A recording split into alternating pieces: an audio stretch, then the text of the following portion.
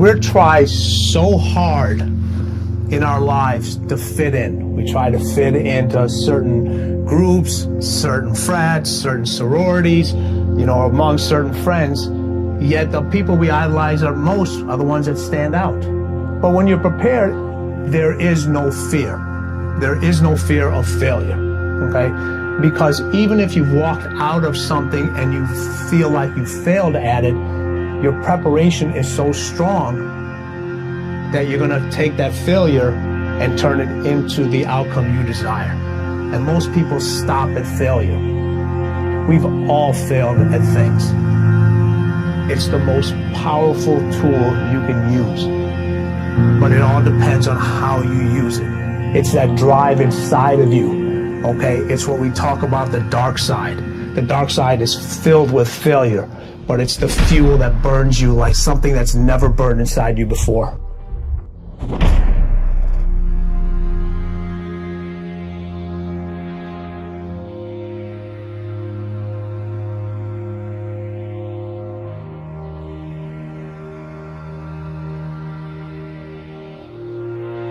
gave everything that I had. I put my heart, my blood, my sweat, my tears into the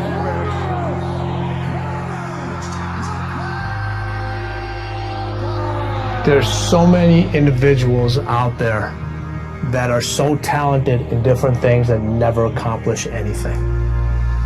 Okay, the world is filled with talented people. You know a lot of them yourselves, okay, and they never accomplish anything. With talent has to come preparation, has to come action, has to come development of being able to take those talents, take those skills, continue to develop them, continue to sharpen them physically, continue to sharpen them mentally, because at some point your physical talent is going to diminish. You go like this, but then you hit this plateau.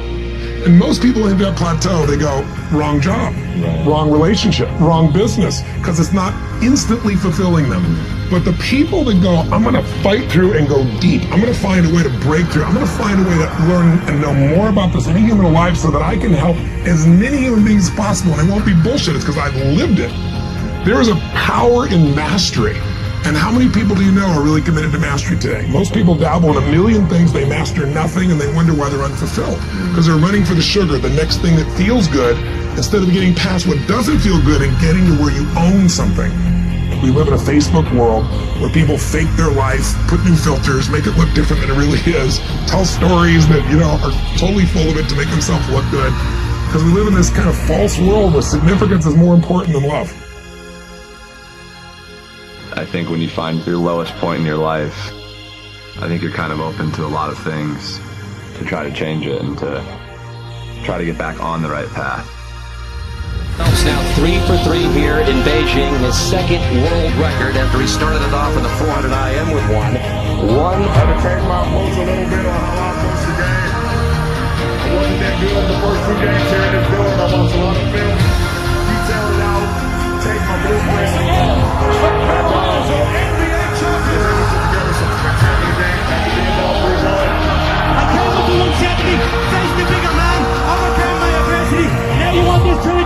It's on my terms.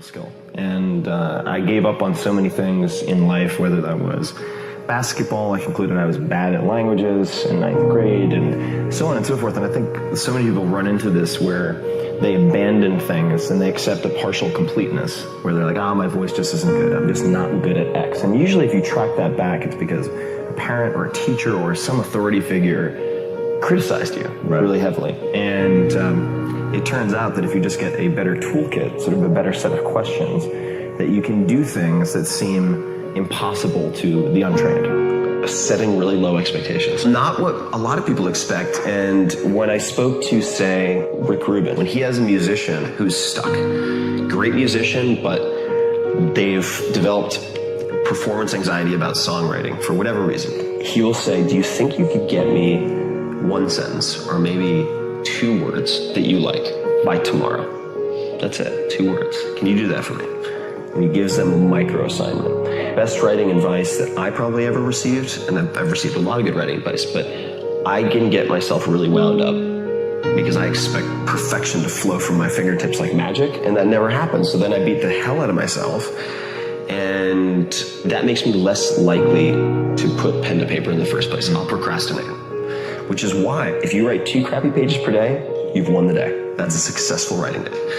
And that does a few things. It helps you to maintain enthusiasm because you're constantly winning. And of course, on many days, you'll write more than 2. You'll get to 2, then you go to 5 or to 10. But if you're on an off day, you write 2 crappy pages, even if you never use it, it's a successful day. And that, I think, for longer term projects and extended creativity is really important.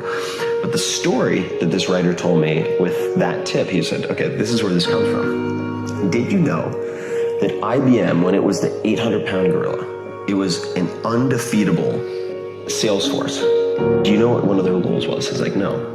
He says, well, what do you think their quotas were? And I was like, well, I'm sure their quotas were really high because they wanted to motivate their guys to get after it. And he goes, no, their quotas were the lowest in the industry. And the rationale was we don't want our salespeople to be intimidated to pick up the phone. We want them to feel like they're going to pass their quota quickly, which they did, and then they shot well past it and clobbered the competition. So the counterintuitive pairing of low expectations leading to higher performance is really odd. What that is performance anxiety that you've imposed on yourself because your expectations are too high. And he's like, just lower your standards.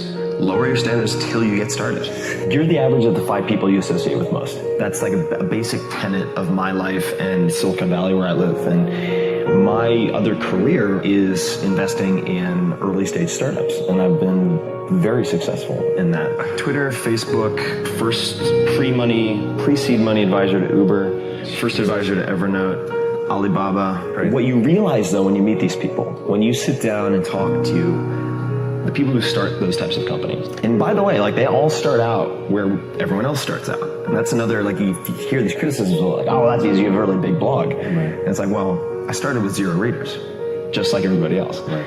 And you find that those thinkers and doers fall into the category of examining the anomalies as opposed to dismissing them. So I think that there are kind of 2 binary choices that you have, and there are probably others.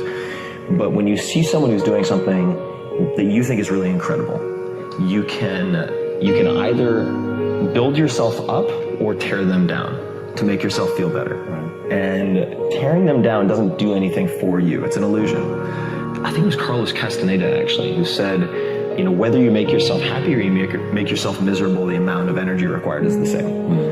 So it's like focus on building yourself up. And the way you do that is by asking better questions. And the power of these questions is just incredible. So Peter Thiel, for instance, the first money into Facebook, co-founder of PayPal, co-founder of Palantir, I mean, a billionaire many times over. One of Peter's favorite questions is, why can't you accomplish your 10-year goal in the next 6 months? And when you apply these ridiculous constraints, your thinking has to change. You can't just upshift 1 gear. You have to get an entirely new car to think about that, so to speak. And these guys just do not accept the shoulds and the musts at all.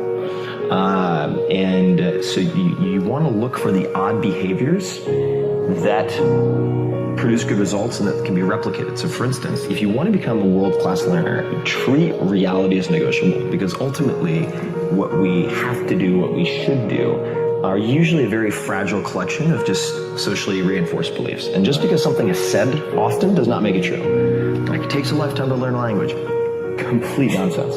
Complete. Adults can learn languages 5 to 10 times faster than children, period. You know, kids just don't have jobs and mortgages.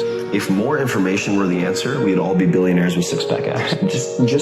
Just absorbing, not even absorbing, just reading and watching and listening to more isn't enough. Like, you have to apply it. You have to use incentives.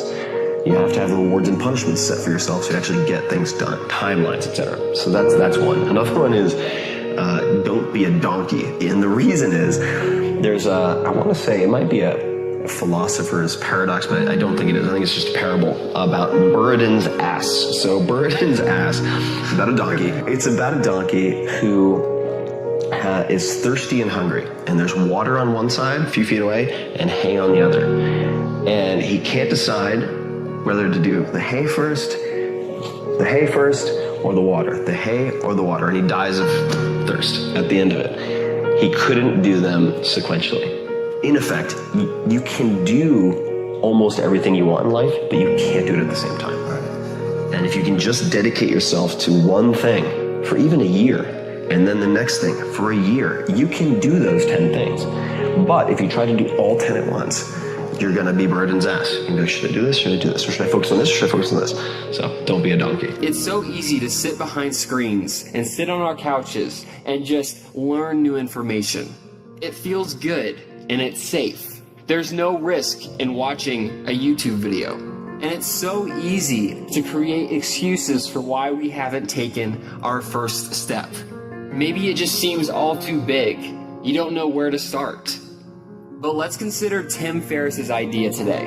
What's the smallest possible step that you can take today that will bring you that much closer to achieving your goal?